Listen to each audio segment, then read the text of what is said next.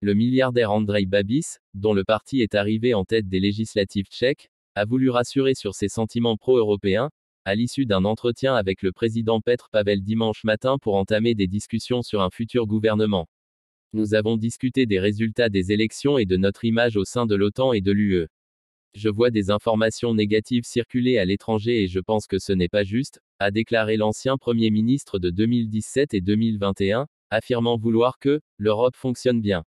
Nous sommes clairement pro-européens et pro-OTAN, avait déjà affirmé samedi soir, après l'annonce de sa victoire, l'homme d'affaires de 71 ans, autoproclamé trumpiste et qui veut réduire l'aide à l'Ukraine.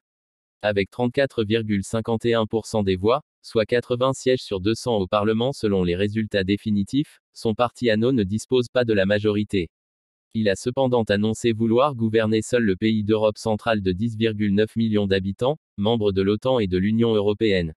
Il devrait pouvoir compter sur le soutien du parti d'extrême droite SPD, qui a obtenu 7,8% des voix 15 sièges, et du parti de droite, la Voix des automobilistes, 6,8%, 13 sièges. Nous avons 108 sièges avec les automobilistes et le SPD, soit la même position de départ que le gouvernement actuel. Ce n'est pas notre préférence, mais c'est ce qui est possible, a ajouté M.